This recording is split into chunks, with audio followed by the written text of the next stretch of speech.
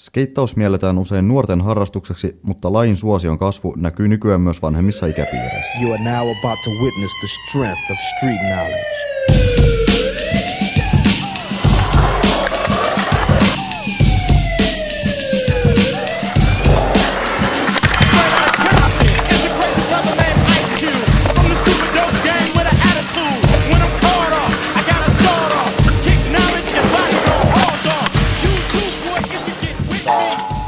Laji on semmoinen vähän, että tosi omaehtoinen, että ei ole sidottu oikein aikaa eikä paikkaa. Toki voi harrastaa tällaisessa Leppävaaran puistossa esimerkiksi, mutta riittää joku ihan pieni pätkä asfalttiakin siihen harrastamiseen. Ja sitten ei ole mitään treeniaikaa, ei ole coacheja tai ei ole sääntöjä. Mitä sä näet, kuinka suuri laji tää on Suomessa ja maailmalla ylipäätänsä? No, sanotaan, että uusista lajeista tosi iso laji, että kasvava laji ja nyt oikeastaan vasta viime vuosina tässä on niin kuin hiffattu, että tähän kannattaa satsata. Ollaan saatu näitä hienoja paikkoja. Okei, osaat sanoa yhtään paljon maailmalla olisi ammattilaisia, ketkä niinku tienaa elää sillä? No, ammattilaisia ei ole varmaan, puhutaan ehkä sadoista, ehkä maks tuhansista, mutta skeittareitahan on miljoonia. Joo. Kuinka vaarallinen tää laji on? Ei kovinkaan vaarallinen. Siis sanotaan, että kyllä sattuu tapahtuu. Mies se sattuu tapahtuu monessa muussakin lajissa. Joo, missä sä olet töissä? Suomen rullalautaliitossa. Ja mikä siellä on, mikä sun työnkuva niin siellä on? Siis ihan yleisesti edistän suomalaista, tai siis Suomen skeittausta. Siis mä oon niinku tavallaan edunvalvoja. Katon, että lajin eteen tehdään töitä ja sitten me tehdään myös paljon semmosia niinku isoja tapahtumia, että laji pysyy elävänä. Kyseessä on kuitenkin ilmeisesti kesälaji, niin mitä tätä voi muun muassa talvisin vaikka harjoitella? Onko täällä mitään paikkoja? No sisähalleissa. Onko siitä Suomessa paljon?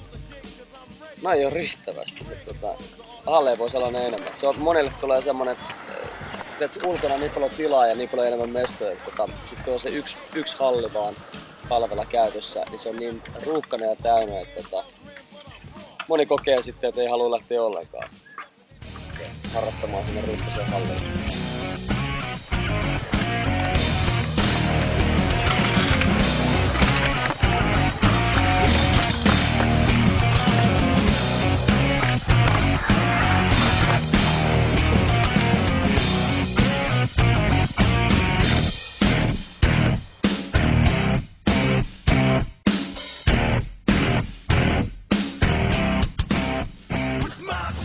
Skeitin oikeastaan tärkein osa on tämä lauta. Lautoja löytyy temppulaudoissa, niin tuo vaihteluväli koon puolesta on 7,5 8,5 noin karkeasti. Se on tuuman leveyksissä ja sen lisäksi mikä näissä vaihtuu on jonkun verran vaihtelee pituus, mutta se ei ole yleensä niin merkittävä käyttäjä. Harvempi käyttäjä siitä niin paljon välittää. Enemmän mikä vaikuttaa on sitten nämä jyrkkyydet, muodot muuten, eli minkä malliset on etu-takapää, kuinka jyrkkä tämä konkeivi eli pitkittäiskäyryys on. Hinnat lähtee, Suomilaudat on, tai meillä 5/5 grippi kuuluu aina hinta, eli se grippi tulee tälle puolelle ja 5/5 pelkkä lauta on halvimmillaan, siitä 6/9 on nuo ammattilaislaudat sitten, tai nimikkolaudat. Muutenhan tämä on siinä mielessä halpa laji harrastaa, että mitkään ulkoparkit ei maksa täällä mitään.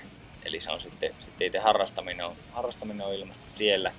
Sisähallit on, Kontulassa on alle 18-vuotiailla euron kerta ja yli 18-vuotiailla 3,5 euroa kerta, mutta sielläkin on sitten Helsingin rullalautailijoiden järjestämiä vuoroja, jotka on sitten taas jäsenille ilmaisia. Trukki on se osa, mikä tulee lautaan kiinni, johon sitten kiinnitetään renkaat. Ja, tämä mahdollistaa laudan kääntämisen, eli kallistelemalla puolelta toiselle saadaan lauta kääntymään. Täällä on pumi, joka sen mahdollistaa. Näitä löytyy sitten eri kovuuksia ihan taas käyttäjän omista mieltymyksistä. Hintahaitari on 38–70 euroa pari. Renkaat on seuraavat siinäkin. sitten mitä eroavaisuuksia näistä voi löytyä, niin halkasia yleensä ilmoitetaan tuo koko 5.2 on tässä aika peruskoon rengas, eli 50 semmoiseen 5.5 on tuommoinen peruskeittaukseen. Nikes on my feet make my cipher complete. I stay shining like the lights on the street in the night. Revis take me shopping when I'm up in New York. Hit the shoe store, go and cop a few more. You at the mall getting dinner at the food court. I'm in LA. Sitten on kengät. Kengät on 70 ehkä semmoiseen 100-seen noin karkeasti tuo skeitattavat kengät. Tärkeintä on tasainen pohja, tasainen pitävä pohja. Mielellään aika korkea tämä reunus, kun tää hypätessä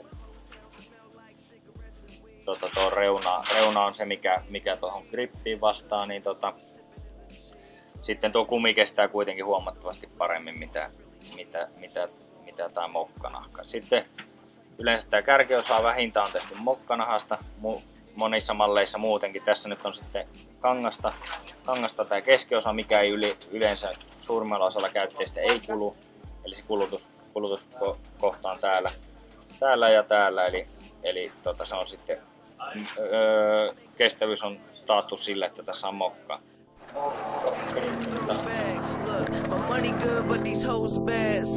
Kauas sä oot oikein skeitannut? 5 vuotta. Mikä sä osut aloittamaan skeittauksen? No, kun mun isovelikin aloitti. No mikä skeittauksessa on kaikkein siisteintä? No se kun saa mennä kovaa. Ja meinaat sä joskus vielä kilpailla? No, en mä tiedä varmaan. Okei, onko sulla jotain esikuvia, idoleita? Ei. Ei ketään, ei Tony Hawk? Ei. Okei, no niin, kiitos paljon. Big L, rest in peace.